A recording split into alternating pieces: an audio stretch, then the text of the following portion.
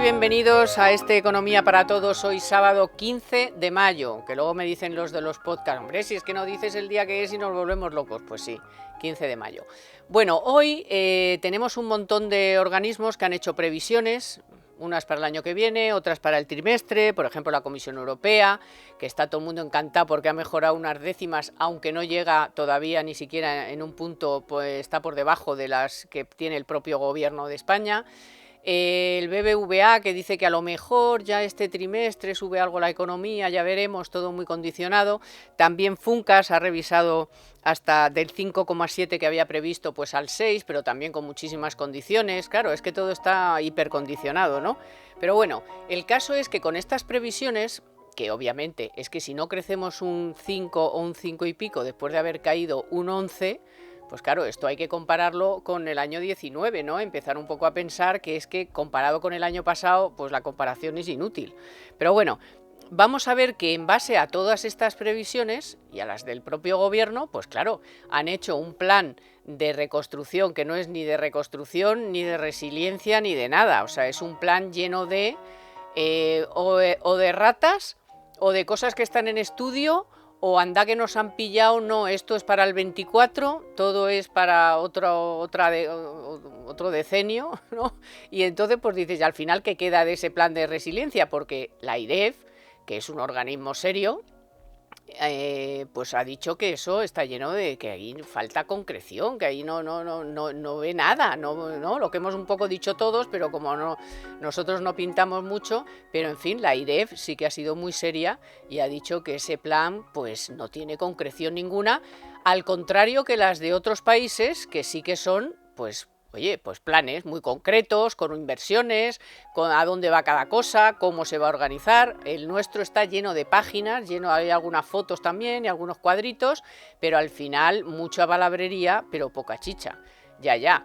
Pero ahora vamos a ir analizando, que llevamos aquí analizándolo ya varios días, por cierto, desde el 5 de mayo, que casualidad fue cuando nos dieron a conocer este plan después de las elecciones, que está lleno de sablazos fiscales, de peajes por todos los lados, de cosas que son erratas pero que nos suben los impuestos o quitan otros beneficios fiscales. Y bueno, pues vamos a ir analizando que cuando este plan lo vean y lo estén viendo, yo qué sé, en Países Bajos o en Alemania, dirán, oye, pero si cada cosa que sacan dicen que no, que eso no es, que eso es para el 24 y esperamos que nos den dinero, en fin. Sobre todo porque si todo es para el 23-24, ¿qué va a hacer Sánchez? ¿Convocar elecciones cuando tenga que poner en marcha todo este tinglao? Porque hablaremos también del plan de Escrivá para subir las cotizaciones de los autónomos. Todo esto lo digo porque en base a esas previsiones, hombre, no parece que sea el mejor momento, ¿no?, para que le peguen un hachazo a todo lo que se mueva. Pero en fin, es lo que hay y es lo que vamos a analizar hoy con dos grandes economistas que me acompañan y que nos van a explicar perfectamente y lo vamos a entender todos, porque de eso se trata, de que todos lo entendamos, qué es lo que está pasando. O sea, ¿por qué ahora hay esta especie de echarse atrás de todo lo que has escrito y has mandado a Bruselas? Vamos enseguida. Economía para Todos con Carmen Tomás. Siguen por Libertad Digital Televisión, gracias a nuestros compañeros de la tele, pues ya saben que me acompañan dos personas que, para los que están siguiéndonos por la radio o en el podcast, pues son el profesor Raga, a menos, gran maestro, y otro gran maestro, que ya no le digo que viene de la City, porque la cosa está muy complicada en el Reino Unido, pero es en fin, es como si viniera de la City todas las semanas, que es Javier Santa Cruz. ¿Qué tal? ¿Qué tal, Carmen? Muy buenas tardes. Porque Javier Santa Cruz o está en la City o está en el campo, o sea... Y precisamente hoy, siendo 15, que es el Día de los Agricultores en San Isidro, o sea que... Exacto, hoy fiesta en Madrid, pero nosotros estamos aquí y los agricultores seguro que trabajando también. A pesar de ser su día. Bueno, a ver, maestros, hemos conocido a lo largo de esta semana varios documentos, ¿no? Varios documentos de previsiones. También el Banco de España ha dicho un montón de cosas. Ha dicho que aquí hay que hacer unas reformas, ya no sabe cómo decirlo, yo creo, el pobre Hernández de Cos, pero también el anterior y también el anterior, ¿no? Todos han hecho previsiones, la Comisión Europea, el Banco de España, el BBVA, Funcas, o sea, ha habido ahí un conglomerado de organismos, todos más o menos matizan sus previsiones, unas décimas, que si para arriba, que si para abajo, pero en fin, estamos en unos niveles que dices, es que si la economía española no sube, aunque sea un 5 o 5,5, teniendo en cuenta que el año pasado caímos un 11, pues la cosa la verdad es que sería muy dramática. Aún así es dramático, porque subir un 5%, un 6% vamos a poner, pues eso quiere decir que la economía está todavía a medio gas, ¿no? ¿Cómo lo veis? Medio o a cuarto, O vamos, a cuarto. esto no, pero a mí lo que me choca sobre todo es cómo afilar el lápiz en previsiones de una décima cuando no hay nada nuevo. El planteamiento de decir, bueno, ¿y usted por qué corrige del 7,8 al 7,7? ¿Qué ha pasado para que semejante cambio, que no es nada, cómo se atreve? Que esto es vicio de todos los que establecen previsiones, el Fondo Monetario, todo el mundo hace unas previsiones y dice, no, es que yo había dicho 7,8, pero creo que va a ser 7,7. Y es para decir, dime a ver quién ha estornudado, ¿no? Porque claro, ¿por qué el cambio de previsión? Si la previsión no es el dato.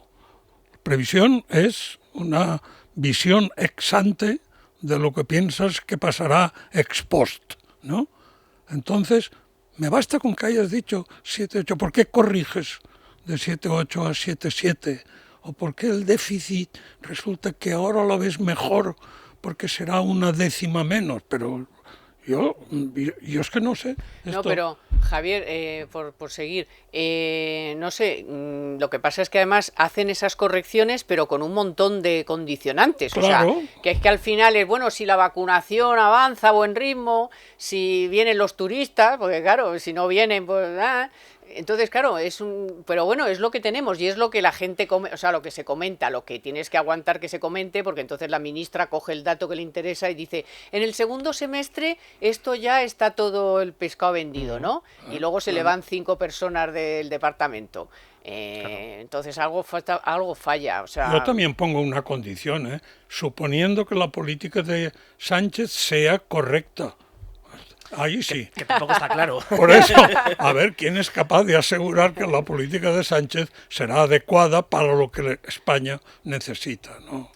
Tenemos que acostumbrarnos a que las previsiones, sobre todo de las grandes cifras macroeconómicas, cada día son más volátiles, porque en el fondo lo que vamos haciendo es queremos incorporar mucha información, pero el problema es que la mayor parte de esa información es casi más volátil que la propia estimación, ¿no? Entonces, por ejemplo, nos encontramos con un elemento que es enormemente volátil, como es la rapidez en la vacunación, que eso es uno de las diferencias también sustanciales entre España y el resto de países europeos, donde en una semana parece que estamos vacunando a un ritmo del 1% cada día, luego a la siguiente semana baja al 0,7, luego al 0,5, luego se paraliza y hay unas cuantas millones de dosis porque no se ponen de acuerdo en quién las tiene que administrar y quién lo tiene que hacer. Entonces, nos basamos en unos supuestos que son cada día más volátiles, cada vez con menor consistencia y por tanto, claro, surgen diferencias efectivamente de décimas, ¿no? Aquello que decía el maestro Flores de Lemus, de que cuando esas variaciones y esas estimaciones macroeconómicas era como pesar paja en balanzas de precisión, ¿no? Era la cita que hacía. Entonces, en este sentido, tenemos, por un lado, un escenario enormemente volátil, en segundo lugar tenemos una confusión y un escenario enormemente errático en materia de política económica, es decir, por un lado tenemos al gobierno que dice un día que hay que subir los impuestos porque está en la literalidad de los planes enviados a Bruselas, el día siguiente se dice lo contrario, al día otro se dice todo lo contrario de los 2 días anteriores. Entonces, todo eso son cosas que al final, como decía, el otro día lo decía muy bien el gobernador del Banco de España en la jornada en la que estuvo en el Instituto Atlántico de Gobierno, decía, miren ustedes, la economía española y la política económica tiene que ser consistente, tiene que ser realista y tiene que ir en línea de cómo, de cuáles son las cosas necesarias que hay que hacer. Es decir, priorizar lo urgente, después ir al resto y luego ya veremos y ya pensaremos qué cosas hay que hacer dentro de 2 años, dentro de 3 años, pero por favor, recuperemos cuanto antes los niveles previos al primer trimestre del año 2020. Esa es la clave. Y entonces, todo lo que no sea hacer eso, lo que vamos a hacer va a ser una crisis más larga, un poco amortiguada, por ejemplo, en este año 2021, pero va a ser una crisis más larga, una destrucción mayor de empresas, una mayor destrucción de empleo, y por tanto, ahí es donde es lo que nos tenemos que fijar. No, pero es que además Hernández de Cos ha dicho 2 cosas que son elementales. Ha dicho que los efectos de la crisis van a ser persistentes, o sea que esto no es que mañana se acaba, ni pasado, y que o se hace un paquete integral de reformas, pero en serio, no estas marineras de que, bueno, lo he puesto, pero no lo voy a hacer.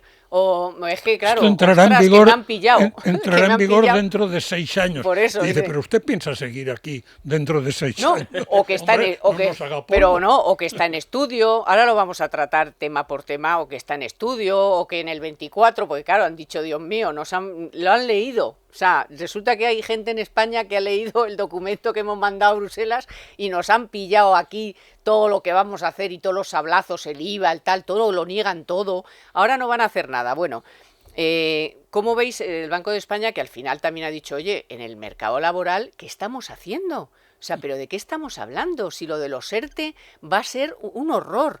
Persistir en eso. Hay que ir a la mochila austriaca, hay que dejarse ya de chorradas de dispersiones, de contratos y de no sé qué, bajar para igualar temporales y fijos, que no sea el despido una brecha, ¿no? Que va a hacer que persista toda esa distorsión del mercado laboral, ¿no? Y no hay forma de que en este país hagamos realmente. Y primero, las que hemos hecho, no empeorarlas, que es lo que parece ser que es por donde va la señora Yolanda Díaz, que es, tienes una reforma laboral y en vez de mejorarla, la vas a empeorar, ¿eh? Claro. Y, o sea, lo que reformas es para contrarreformar y no hacer ninguna reforma nueva, porque, qué miedo, que van a decir estos, ahora me han pillado los autónomos, ahora me han pillado los pensionistas, me han pillado tal, no voy a hacer nada. Aquí, en vez de mochila austriaca, llamamos mochila de ideologías. Y entonces yo estoy convencido de que algunos de los que nos gobiernan son más inteligentes de lo que ellos se muestran a través de sus discursos, ¿no? O sea, no puede ser que estén pensando eso que dicen. Decía Javier antes, lo primero hay que situarse en metodología. Te dicen, antes de tomar usted ninguna decisión, primero analice el estado de la cuestión. ¿Dónde estamos? Pero de veras, no venga usted con imaginaciones. Y una vez sepamos dónde estamos, decidamos a dónde queremos ir. Y para eso, una vez decidido, eso sigue siendo político, a dónde queremos ir. Una vez sabiendo dónde estamos y a dónde queremos ir, que vengan los técnicos y nos digan qué herramientas pueden permitir asegurar que desde donde estamos llegaremos a donde queremos llegar. Bueno, esto es tan elemental. Esto antes, claro, siempre que yo hablo de experiencias personales, Javier, perdona, pero es prehistoria. ¿Qué le vamos, Pleistoceno, el Pleistoceno. ¿Qué le vamos a hacer? Entonces, esto se estudiaba en quinto de bachiller. En quinto de bachiller, ya en filosofía, en quinto de bachiller, ya se explicaba claramente lo que era esto, la metodología de analizar dónde estamos, decidir qué objetivo es el tuyo, a dónde vas, y entonces buscar los mecanismos, que eso ya son instrumentos. Ahí ya no hay que opinar, usted busque además el instrumento que se lo garantice. Con los es que además lo que hemos hecho ha sido, el proceso le hemos dado la vuelta.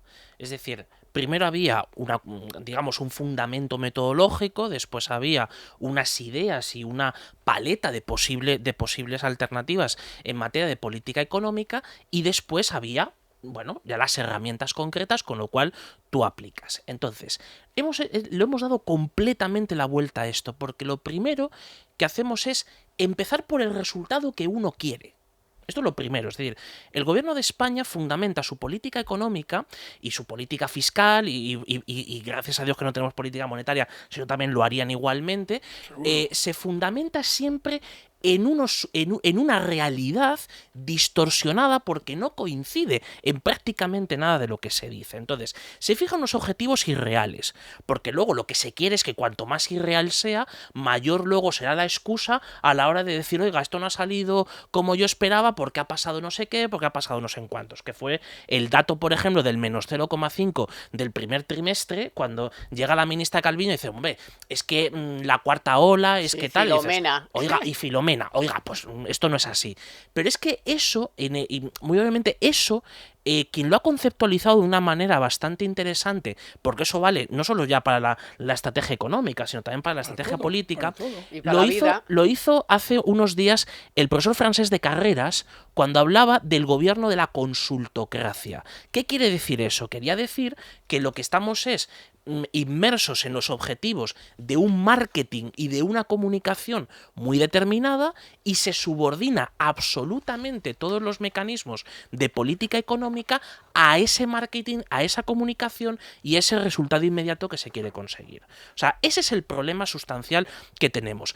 ¿Cuál es una ventaja que tiene en este momento España con respecto a otras épocas? Que los socios europeos, y concretamente la Comisión Europea, se ha dado cuenta desde el minuto 1 de cuál es el juego de España. Y entonces, ahora, los 2 meses que tenemos para negociar los términos del plan de recuperación, de la revisión de todo lo que se ha enviado, lo que nos vamos a encontrar con sorpresas muy desagradables, porque primero, van a ser mucho más rigurosos de lo que han sido en los años anteriores. En segundo lugar, los países ya saben hacia dónde vamos. Y tercero, el caso de lo que está pasando ahora, preparándose las candidaturas para las elecciones en Alemania en octubre, e incluso los propios verdes, que se ven como ganadores de las elecciones, dicen una cosa, que es el mensaje del rigor económico. Ojo, si los verdes alemanes están hablando de rigor económico, de que hay que tener un plan económico detrás perfectamente definido, oiga, ¿qué estamos haciendo aquí? Pues eso. Sí, Javier, ahora vamos a hablar... Son verdes pero alemanes. Sí, no, exacto. Sí. Son verdes Pues pero alemanes. Muy claro la pasta. Imaginaros, en la política internacional la cortesía es fundamental. Y ya nunca le dicen, no sea usted idiota. Claro. Dice, hombre, parece que sus opiniones se divergen del general. Entonces, como la reacción de Merkel a la sentencia del Tribunal Constitucional desbloqueando la posibilidad de los fondos, a mí que Merkel públicamente, a resultas de eso, dijo, bueno, Tribunal Constitucional, no hay más que cumplir lo que dice, desbloqueados, pero a España que se le establezcan restricciones.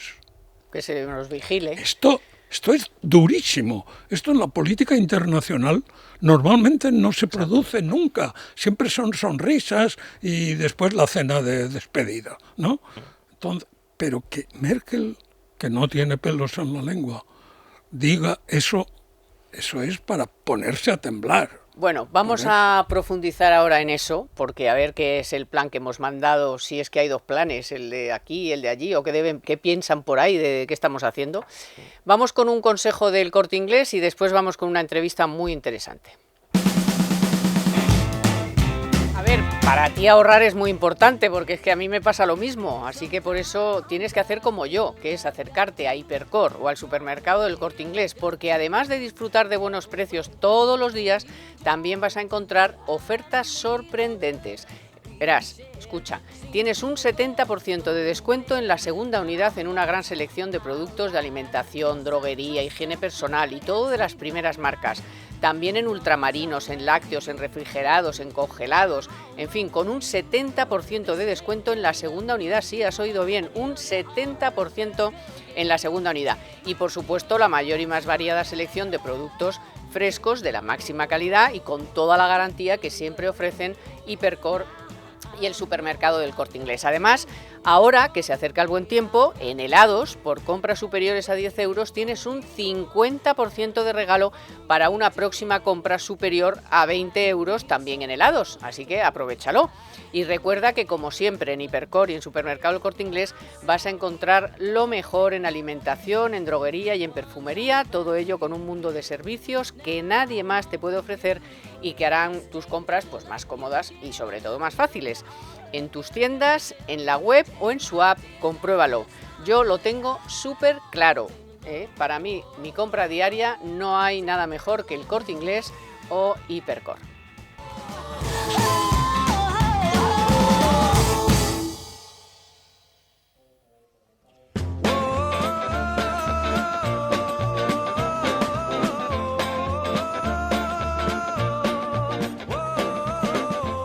Bueno, en este programa, los que nos siguen lo saben, hablamos mucho de agricultura y no solo cuando está Javier Santa Cruz, aunque sobre todo hablamos mucho del sector de agricultores, de ganaderos. ¿Por qué? Porque es un sector básico, esencial. Muchos lo han descubierto durante la pandemia, pero la mayoría lo sabíamos de siempre, ¿no? Nunca hemos visto en esta pandemia, y lo saben, nunca, tampoco en la pandemia, peligrar el abastecimiento de alimentos y, sin embargo, pues bueno, no han recibido todo el apoyo que se merecen, al menos institucional. Apoyo para sobrevivir, para mejorar, pues a través de la tecnología, de las herramientas, pues oye, se puede avanzar toda la sociedad, pues también hay que adaptarse a los cambios en cada momento para lograr esa querida sostenibilidad. Banco Santander lleva mucho tiempo apoyando esos cambios para que el sector agroalimentario avance. Ahora han ido un poco más allá y van a sumar Decol Agro, que es una iniciativa innovadora para impulsar la digitalización y la sostenibilidad de este sector en España y también en Portugal. Hablamos de transición a productos más rentables, a fertilizantes, a productos fitosanitarios, a agua, generación de demanda de productos ecológicos. Bien, pues además con esta nueva iniciativa, Banco Santander sigue un camino que los que nos siguen lo conocen porque lo hemos seguido durante toda la pandemia, que es impulsar el emprendimiento y el apoyo a las pymes.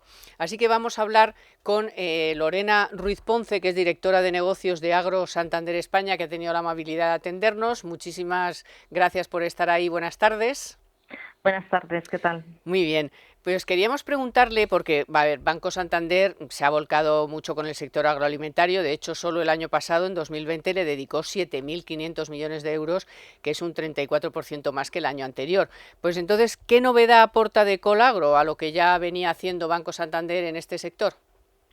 Bueno, la mayor novedad es que se trata de una iniciativa que intenta motivar a las propias empresas, es decir, a quien mejor conoce sus propias necesidades e inquietudes, a llevar a cabo propuestas que mejoren y hagan avanzar a un sector tan importante para todos como es el sector agroalimentario.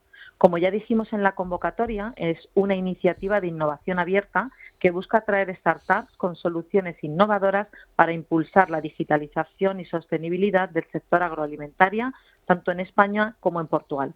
Ya, porque, es un poco pedestre lo que voy a decir, Lorena, pero a veces cuando piensas en modernizar el campo, pues piensas en máquinas, ¿no? En máquinas nuevas, en herramientas, en cultivos, pero aquí quizá no por desconocimiento no piensas tanto en tecnología, en digitalización, como que no sabes muy bien cómo encajarlo en el sector agroalimentario. ¿Cómo se encaja la tecnología y la digitalización? Porque, ¿qué buscáis con esta iniciativa? Bueno, pues nosotros llevamos mucho tiempo tratando de impulsar la digitalización y la sostenibilidad del sector agroalimentario y hemos reforzado esta apuesta por la digitalización del sector a través de líneas de préstamos I+D+I Agro y de la contratación del anticipo de la PAC mediante canales digitales.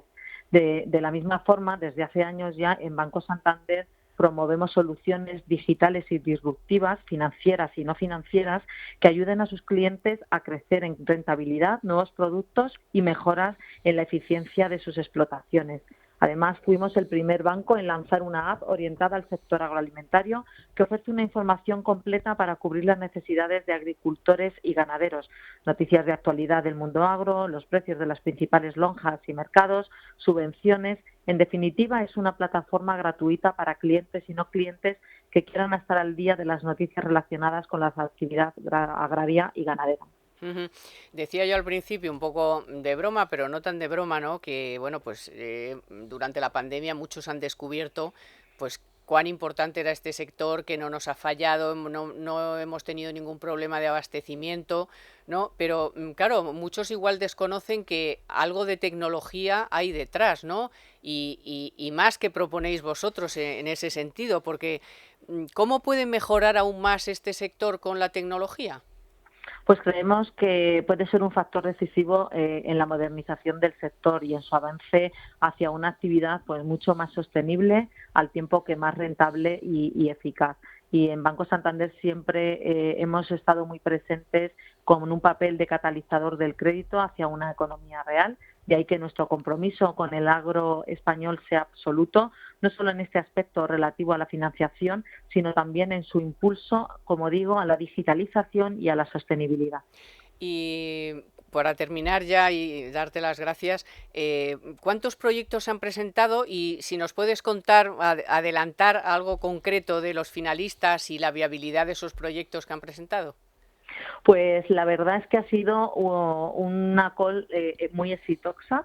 Hemos tenido más de 109 empresas que se han apuntado, de Ujú. las cuales hemos tenido que hacer una selección que nos ha costado muchísimo, porque eran todas muy buenas, había muy buenas soluciones detrás, pero al final hay que seleccionar.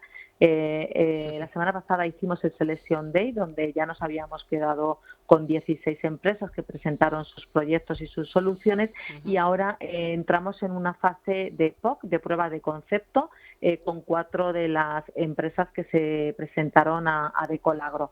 Se harán pruebas reales de las soluciones que van a trasladar al sector agroalimentario, tanto en España como en Portugal, y en los próximos meses nos toca muchísimo trabajo junto con estas 4 startups para poder presentar las soluciones en el mes de septiembre, y a partir de ahí sacar cuál es, bueno, pues el proyecto que ganaría, ¿no? Y que más nos Ujú. gusta para poder prestar soluciones no financieras a los clientes de Banco Santander. Con lo cual hemos seleccionado de todo tipo de las 4 startups, que cubren muy bien las necesidades del sector agroalimentario, tanto en digitalización como en sostenibilidad, y bueno, en el mes de septiembre daremos a conocer quién es el ganador, y en las próximas semanas diremos cuáles son las 4 startups que han sido seleccionadas. Y bueno, por cerrar, a mí me gustaría destacar que estamos volcados en impulsar la agricultura de precisión, porque tanto la agricultura del presente como la del futuro es digitalización y sostenibilidad. Ujú. A ver si tenemos el privilegio de dar el nombre aquí del ganador en septiembre, ¿eh? Lorena Ruiz Ponce, que es directora de negocios de Agro Santander España. Muchísimas gracias, y a ver si en septiembre volvemos a conectar y nos das esa información tan importante. Cuenta con ello, y muchísimas gracias Vale, a vosotros. muchas gracias. Buenas Adiós. tardes. En Economía para Todos, la noticia de la semana con Telefónica. Pues les cuento que el Consejo de Ministros dio luz verde esta semana a una orden ministerial que pone en funcionamiento el Código de Buenas Prácticas, que fija los criterios para que los bancos puedan conceder reestructuraciones de deuda, entre ellas quitas, a las empresas y autónomos beneficiarios de créditos con aval del ICO. Además, permitirá la ampliación del vencimiento de estos créditos hasta 10 años frente a los 8 actuales, y convertirlos en préstamos participativos. La aplicación de este código será voluntaria para las entidades financieras que hayan concedido financiación con garantías públicas, y van a tener un mes para decidir si quieren adherirse o no a este plan. En Economía para Todos, la noticia de la semana con Telefónica.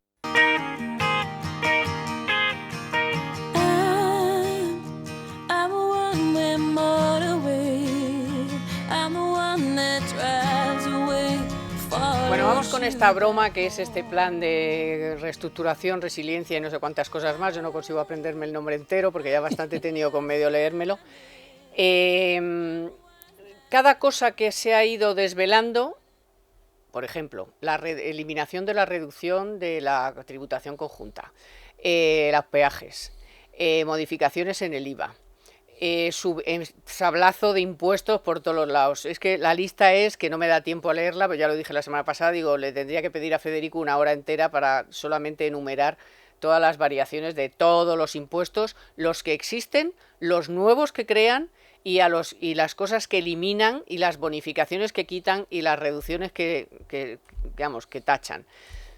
Y nos hemos encontrado con que a cada una de esas cosas se le ha ido diciendo, pues o es una errata, o está en estudio, o esto, bueno, pero esto será en el 23 o 24. Por ejemplo, las subidas de las cotizaciones de los autónomos, la aplicación de los peajes, todo es para no se sabe cuándo. Entonces la pregunta que la gente se debe estar haciendo es, oiga, pero ¿este plan es el que han mandado a Europa o Europa está leyendo otro plan o nos están engañando a nosotros o están engañando a todos? O sea, una de estas tiene que ser.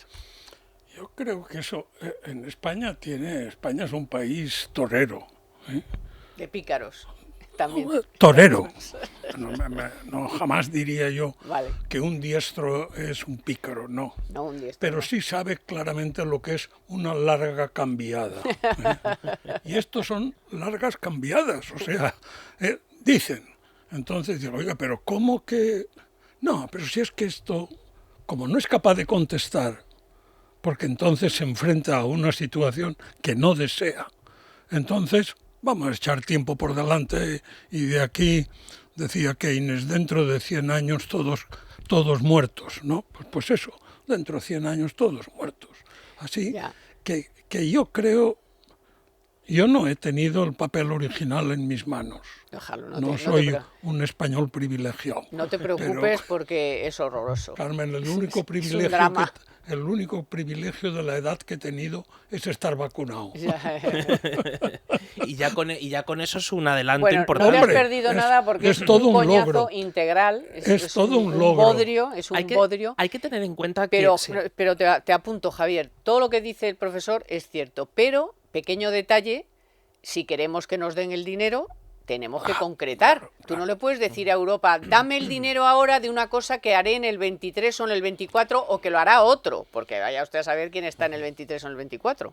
Es que el proceso desde el minuto 1, el proceso ya estaba mal planteado. Y de hecho han quedado patentes unas diferencias enormes entre lo que España ha presentado a Bruselas y lo que han presentado otros países, ¿no? Porque otros países ya tenían preparada de antes pues las reformas administrativas necesarias, los procedimientos de concurso o de licitación pública, de lo que son cosas que el Estado tiene que ser el que canalice y el que organice la llegada de todos estos fondos. O sea, en realidad toda esta cuestión que todos la llamamos, ¿no?, los fondos europeos, aunque en realidad hay muchísimo más dinero en el presupuesto plurianual, en los fondos estructurales y en otras muchas partidas. En esos, ¿no?, que no pedimos, de Filomena, del turismo, de no sé qué. O sea, teníamos, por ejemplo, el fondo el específico para el desempleo, del cual podíamos haber pedido mucho más si solamente pedimos una parte, pues eso computaba como deuda. Entonces, claro, las cosas que computan como deuda no nos gustan, ¿no? Porque incrementamos la ratio. Hay que devolverlo. Claro, la ratio sobre PIB se incrementa y hay que devolverlo. Aunque sea el 0%, eso hay que devolverlo. Entonces, tenemos que, para situar a los oyentes en el proceso, en decir, pues esto es muy fácil perderse, ¿no? Entonces, tenemos que situar 3 puntos fundamentales. El primero, España ha entregado un documento que es una amalgama de muchas manos y de mucho y ha sido un documento construido por acumulación. Esto, cualquiera que se dedica además profesionalmente a escribir, se da cuenta enseguida cuando un documento está estructurado con una misma línea argumental y con una claridad de ideas desde la primera página hasta la última. Aquí no. Aquí una de las cosas que se notan es la repetición de términos. Pero no solo de términos, sino de párrafos. O sea, párrafos enteros repetidos. Y cosas repetidas, y lo que está en una de las líneas de actuación está repetida en otra y en otra y en otra, ¿no? Entonces, bueno, el tiempo es que nuestros compañeros del Confidencial descubrieron que era un corta y pega de otros documentos que ya habían escrito otros, pero de este mismo gobierno, para otras cosas, o sea, con otros nombres, y entonces lo han metido ahí, han hecho un corta y pega, vamos, la tesis de Sánchez, vamos. Entonces, cuando tú tienes un plan que es la acumulación de cosas, que muchas de ellas son inconsistentes, incoherentes entre sí, lo primero que tienes que hacer es hacer un esfuerzo el doble, el triple o el cuádruple para explicar qué es lo que se ha enviado, ¿no? Entonces, en este momento, ese es el punto en el que estamos. Segundo punto, la revisión de todas estas medidas, donde una de las cosas, como no ha habido tiempo, pero no ha habido voluntad de estructurar de forma clara, competitiva, cómo se accede a esta financiación. En el fondo, estamos accediendo a una financiación como si fuera por la del mercado de capitales o la del sistema financiero. Es decir, tiene que haber unas reglas que sean claras, que se sepa a qué nos atenemos y que no estemos todos los días, a todas horas, con portadas de periódicos, con titulares de radio, de televisión, diciendo una empresa va a invertir no sé cuántos miles de millones con cargo a los fondos europeos. Y dices, a ver, vamos a ver, ¿cómo que con cargo a los fondos europeos? Primero tendremos que saber cuánto es el volumen total de financiación real disponible y cuánto porcentaje se puede optar de ese volumen total de financiación. Es que esto parece que no, o sea, no se ha explicado. Es decir, como mucho, se puede optar a lo mejor a una cofinanciación del 20, del 25, del 30%, salvo algunos proyectos concretos que pueda ser algo más. Pero, por ejemplo, en la misma semana en la que destapamos un melón muy complicado, que es el de la reforma del acceso a la función pública y el sistema de oposiciones, se presenta el plan de digitalización de la administración pública y se pretende también con cargo a los fondos europeos. Y dices, primero tendremos que saber cuánto dinero de verdad tenemos y sobre todo cómo tenemos que priorizar ese dinero.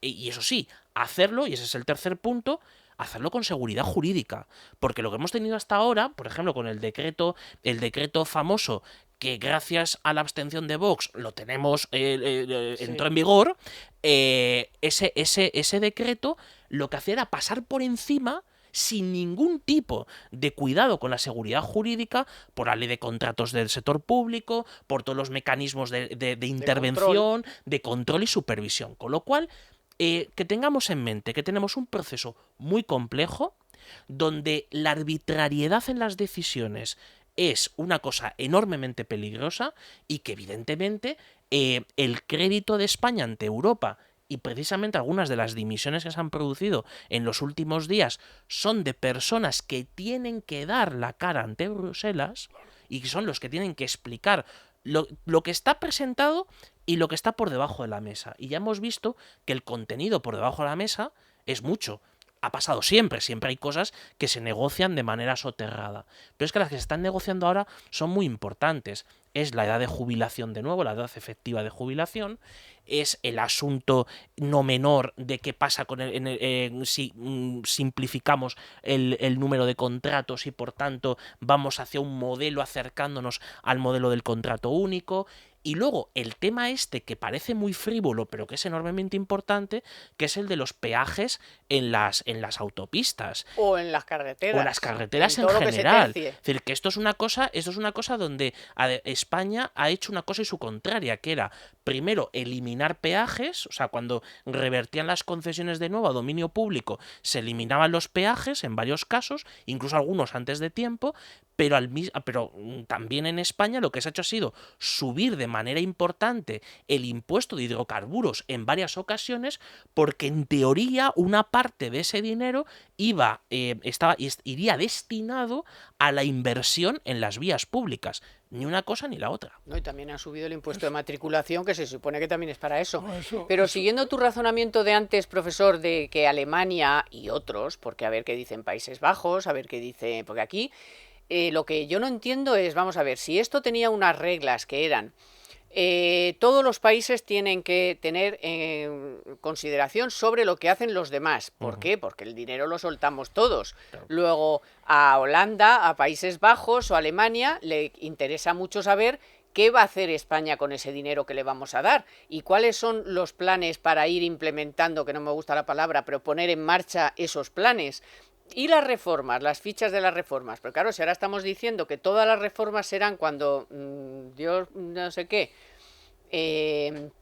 nada es lo que parece, ¿qué puede pasar en los próximos? O sea, ¿por qué estamos aquí todo el día hablando del dinero de Europa si es que no estamos presentando algo que se merezca que otros países lo aprueben? Porque claro, por ejemplo, hasta Italia ha presentado un plan que ha puesto la IREF como ejemplo, modélico, como ejemplo de modelo. ¿Por qué no hemos nosotros sido capaces de hacer eso? Porque se ha hecho en Moncloa por 4 o 5 y corta y pega. No hay un Draghi.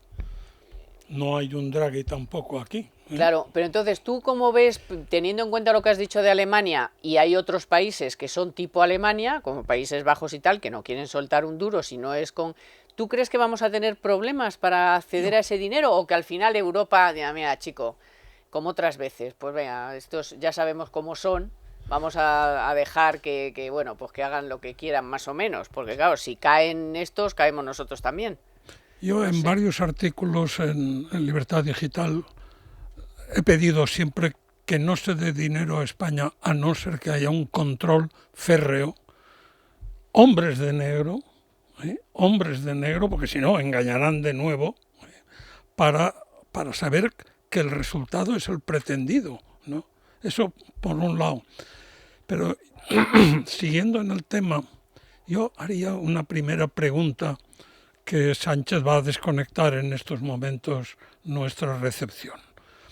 Es, usted, señor presidente, ¿está convencido de su plan? O sea, si yo no estoy convencido del plan que presento, difícilmente alguien se podrá convencer. Es que no hay ningún plan. Entonces, claro, la cuestión... ese es el problema, que es que no es un plan. El propio gobierno se denunció, ahora 3 semanas, 4 semanas, reconoció que había tenido más de 100 reuniones con funcionarios y altos directivos de la Comisión Europea para revisar el plan. Mira, no lo entiendo. No lo entiendo. A mí me han encargado un plan. Yo tengo que hacer el plan en el que yo crea, primero. Y segundo, que ese plan sea el conveniente para una economía, que será la española, la italiana, la portuguesa, que también andan sueltos de mano, o del Reino Unido. Porque la economía, hombre, no es una ciencia exacta, pero tampoco es una ciencia puramente especulativa. Aquí los recursos son escasos. Tiene sus reglas, claro. Y mientras los recursos sean escasos, hay que aprovecharlos al máximo. Entonces, ¿cómo usted, gobierno, confiesa que ha tenido más de 100 reuniones con funcionarios de la Unión Europea para ir definiendo el plan? O sea, ¿usted no sabía lo que quería?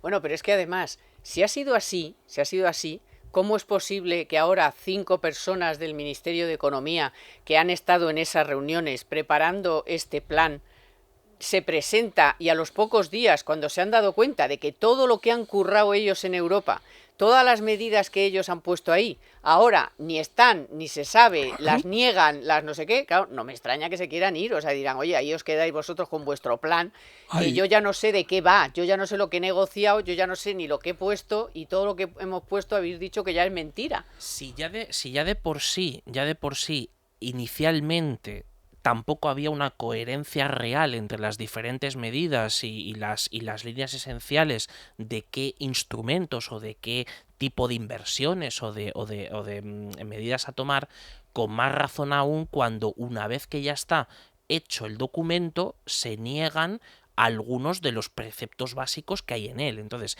en materia fiscal, el discurso es siempre el mismo, que es la diferencia de la presión fiscal entre España y la media de la Unión Europea. Y entonces ahí incluso tienen una enorme ambición a la hora de decir que hay que recaudar 90.000 millones de euros más. Bien.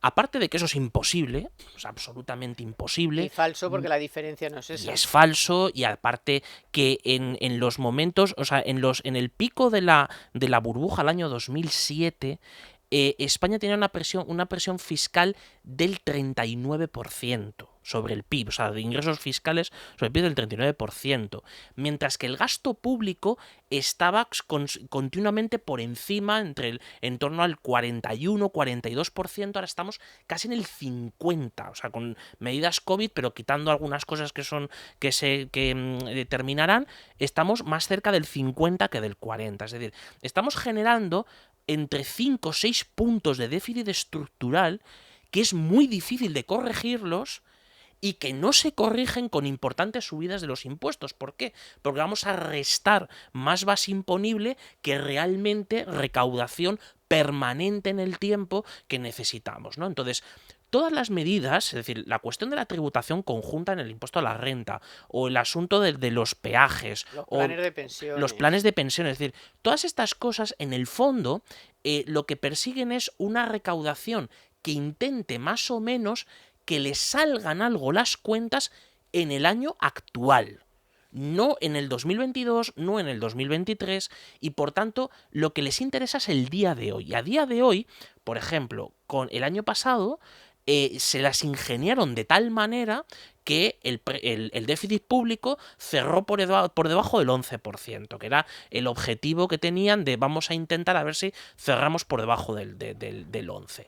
Pero es que, porque muchas de las cosas se quedaron facturas guardadas en los cajones, se ha incrementado de nuevo el periodo de pago a proveedores, estamos todavía con muchos de los gastos que no han sido contra déficit, sino directamente contra deuda pública. De hecho, el incremento es más que proporcional de la deuda con respecto al déficit.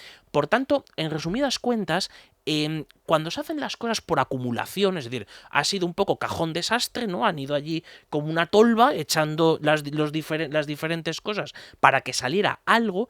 Si además ese algo que sale ni siquiera el que lo ha hecho se lo cree, es muy difícil que convenza al interlocutor al que tiene que convencer, que es a la Comisión Europea. Entonces, si ya nos hemos puesto en este país mucha gente a trabajar sobre eso, sobre los fondos, sobre las inversiones que hay que realizar, es que el primer trabajo que hay que hacer no es pensar en las inversiones, es pensar en el gobierno, en generar un discurso coherente y además, como decía el comisario Gentiloni en una entrevista que hacía el Confidencial, es pacten esto ustedes con la oposición. Claro. Es decir, el plan tiene que ser un plan de consenso, un plan de país.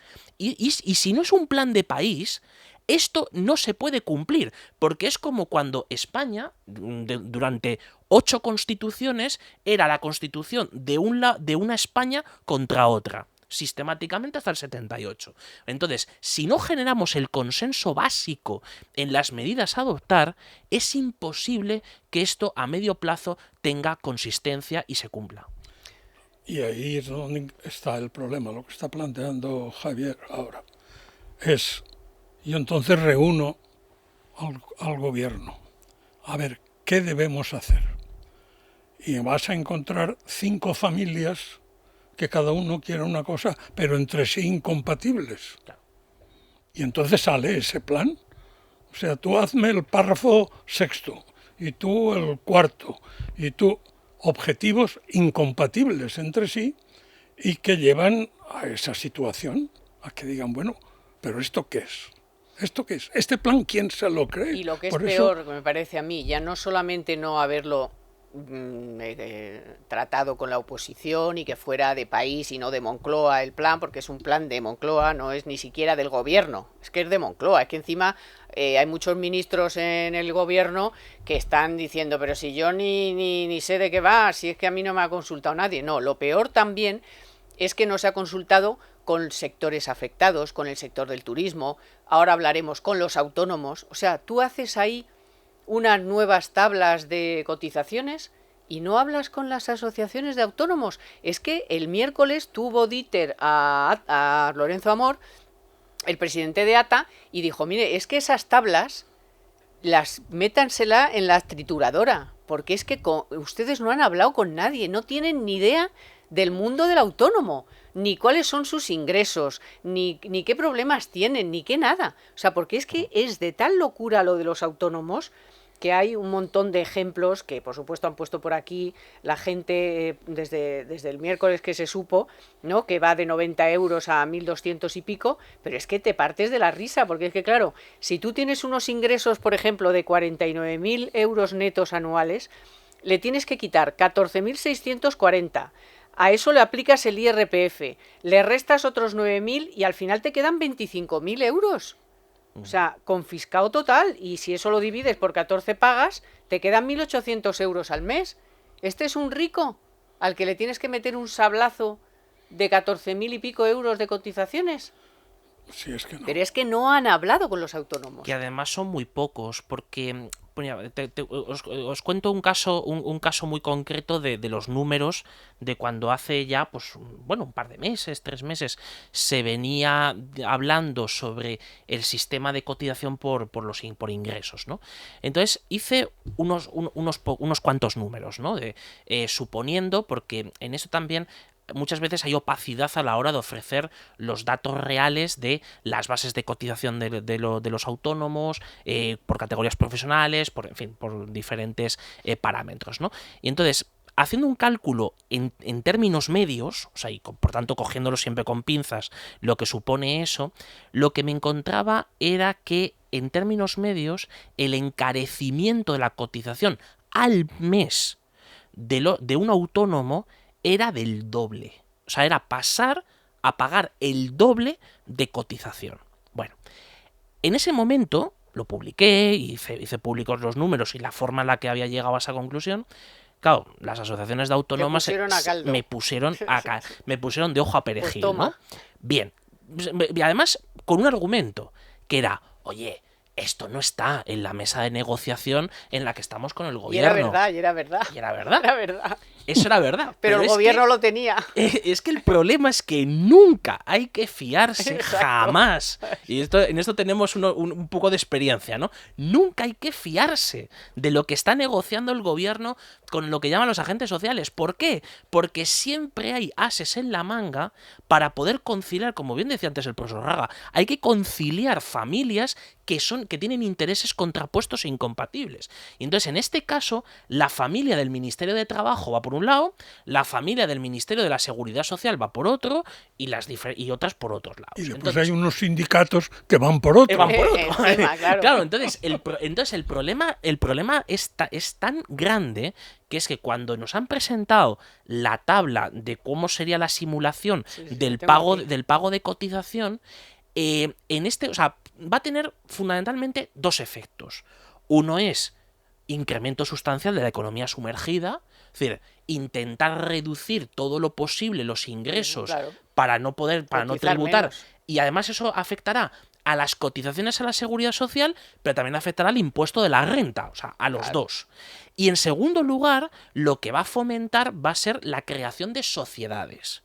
Es decir, ahora mismo la diferencia de tributación real, tanto en impuestos como en cotizaciones, entre ser autónomo y ser empresa, se ha hecho una brecha enorme.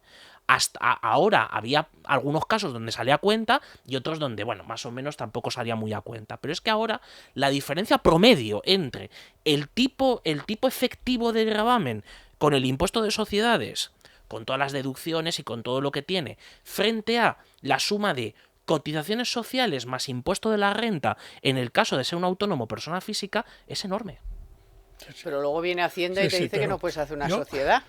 Claro, pero es que aquí todo está inventado, es decir, y siempre los trucos son todos. O sea, por ejemplo, una de las cosas también que incentiva una regulación de estas características es a decir, bueno, juntémonos, o sea, formemos fórmulas tipo desde cooperativas hasta sociedades laborales, comunidades de bienes, en fin, hay 25 maneras de hacer esto. Y en el fondo, la capacidad real de inspección y de supervisión de que se hace ahí, pues no se ha incrementado sustancialmente en los últimos años.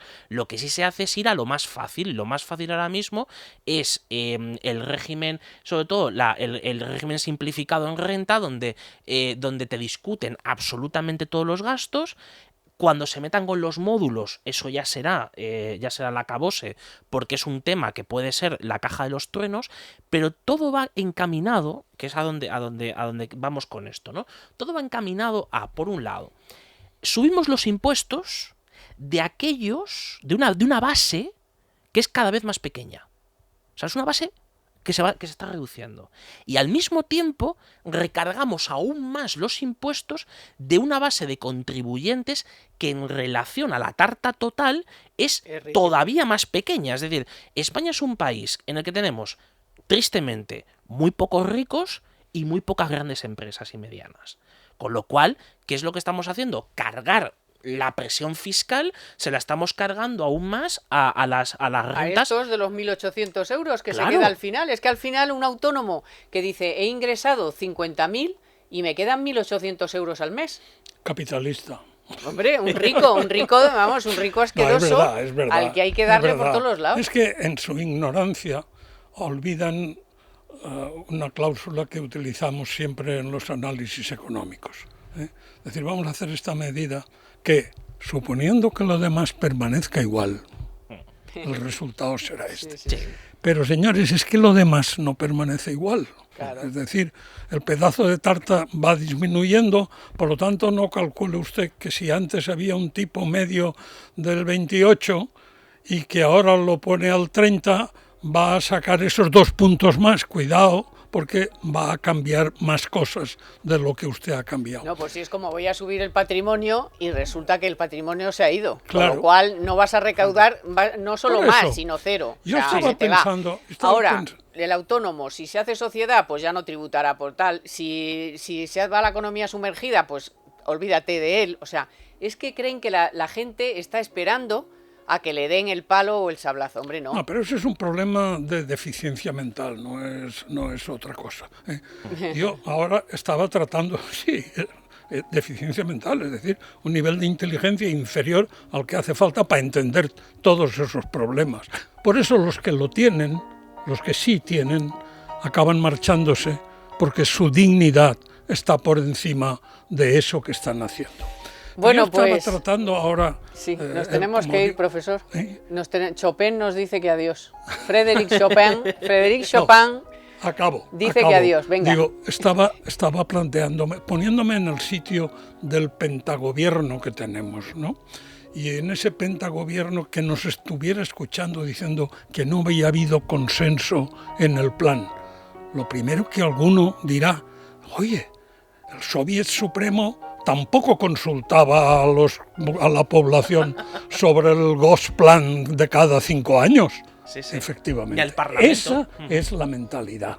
Yo Bueno, soy el pues, imperio. Yo soy muchas el gracias al profesor Raga, muchas gracias Javier Gracias, Santa Carmen. Cruz. Muchas gracias. Gracias a nuestros compañeros de Libertad Digital Televisión, a los mandos técnicos Víctor San Román, en la producción Naya Pertusa, y muchísimas gracias a todos ustedes por estar ahí. Ya saben que si no han podido escuchar el programa en directo, cuéntele a todo el mundo que tienen el podcast, también en audio online, de la mano de Banco Santander, para que lo escuchen cuando quieran y donde quieran. Y el próximo sábado aquí estaremos para contarle toda la actualidad económica de la semana. Gracias y hasta el próximo sábado. Buen fin de semana y buena fiesta.